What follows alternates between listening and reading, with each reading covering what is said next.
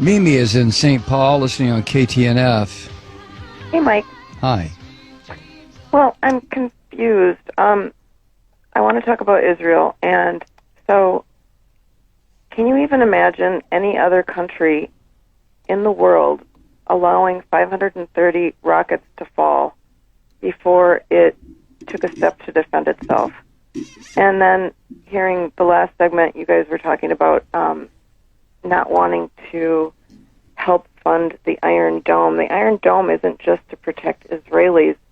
It's also so that they don't have to fire back and cause casualties in these areas of the Gaza Strip where the population is so densely populated. I just don't know. Tell me what you think would be an acceptable. When are the Israelis supposed to defend themselves? How can they do that? Well, wait a second, Mimi. Let me just turn it around and ask you something. You are a family.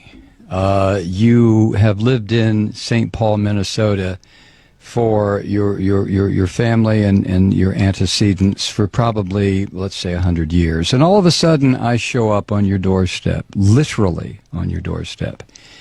And I say to you, Mimi, get out of this house. This is my house. Let me tell you why it's my house. It's my house because my religion says it's my house. Now get out. Now, I happen to be standing on your doorstep with a gun pointed at your head and at Wait, your... who are you? No. Hold on. No. I listened to you. You listened to me. Hold. But okay. All right, Mimi, I'm going to put you on hold so you can go ahead and interrupt if you want to.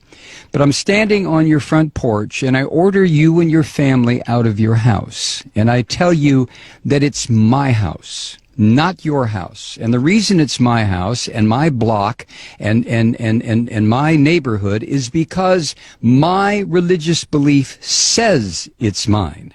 And you sit there and you say, well, no. What are you talking about? We've been here 100 years. I'm sorry. Get out, Mimi. So you leave. And the reason you leave is because you know if you don't, I'm going to blow up your house and probably blow up your family. So you leave and you move down the street. And for the next 60 years, you sit there and you get very, very angry because I came into your house and told you to get out. So what you do, Mimi, you decide, well, I know what I'll do. I'm going to start throwing rocks at what used to be my house, and it'll break the windows. That'll make that damn Malloy move. So you start throwing rocks. And then I come outside and I say, Mimi, were you throwing rocks? And you look at me rather sheepishly, and that's when I level an RPG at you and your family and your house, and I pull the trigger, and all of a sudden, whoosh, you're all gone. Now, which is the terrorist? You tell me. But tell me on another phone call, Mimi, because I'm not going to get involved in a big discussion about this. Thank you.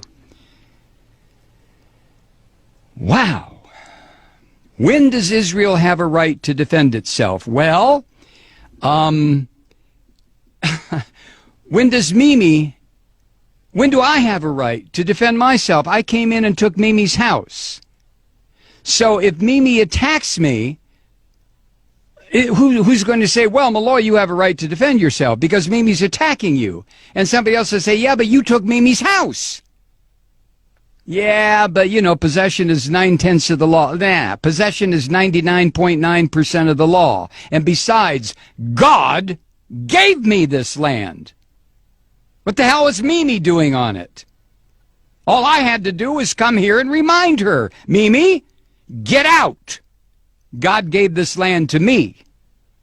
Now, if Mimi doesn't like that, she can go live in the little ghettoized area that I've set up for her near the Mississippi River in St. Paul, where there's bad electricity, bad water, the fish are no good to eat, and Mimi can stay there until hell freezes over. Or Mimi can throw rocks at my house. Used to be her house. In which case, I will level a couple of grenades at her.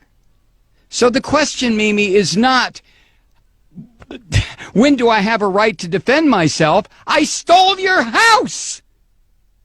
I stole your neighborhood. I stole your friend's house. I stole your friend's house. I stole the corner grocery store. I took it all. When do I have a right to defend myself? You have to be kidding. You have to be kidding. Let me recommend a book for you, Mimi. It was written by Rabbi Meir Kahana. The title is They Must Go. Read it and call me back.